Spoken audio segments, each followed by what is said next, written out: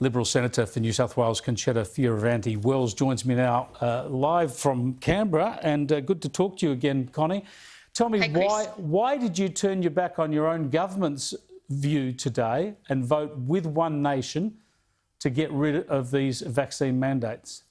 Well, Chris, I have to say that I have been consistent in expressing my concerns in relation to vaccine mandates and also vaccine passports. And so, coupled with the fact that I have absolutely been inundated with correspondence and people contacting me, expressing their views and expressing their concerns, I was certainly being consistent in my approach. And I think that certainly, as I said, I have been consistent in my approach. Please don't get me wrong, Chris. I'm fully vaccinated. I support vaccination, but I think this is more a reflection of some of the things that you were saying earlier in relation to ensuring not only that people have the choice, but that choice is effectively given to them. And so that's the reason why.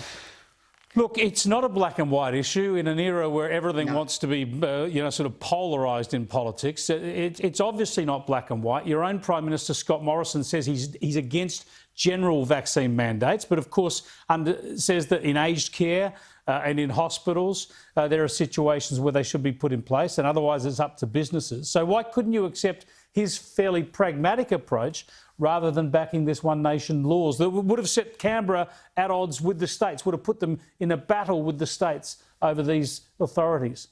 Well, Chris, the reality is that they are at odds with the states. I mean, National Cabinet was established to ensure that there was a consistent national approach. We now have a national plan, but it's very clear, and you've said it in your opener, that there are a number of states who no longer want to play ball. But as you said, this is not a clear-cut issue. At a federal level, it's very clear that you cannot, the Australian Immunisation Handbook makes it very, very clear that vaccination has to be voluntary. We have said that vaccination needs to be voluntary. But I think that what has happened here is that perhaps National Cabinet should have been a bit stronger in relation to this issue.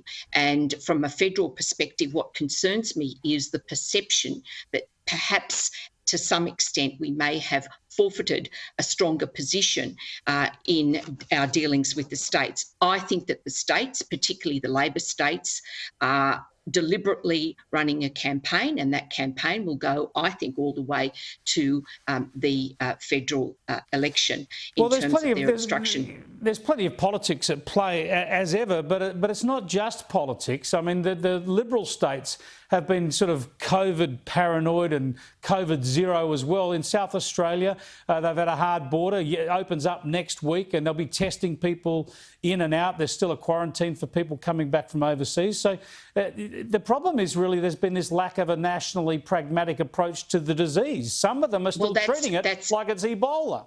Well, absolutely, Chris, and you made the point earlier, you have to learn to live with the virus, and learning to live with the virus means that you cannot adopt a zero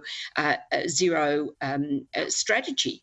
You yourself, I agree wholeheartedly with your position on that, but regrettably the states have been saying one thing and doing something else, and until recently, and I have to say I'm very pleased with the approach that Premier Perrottet has taken in New South Wales. He's much more pragmatic and open approach is leading the way. And I think that should have been the approach that we adopted a long time ago and should have been the angle that we should have been taking at a federal level.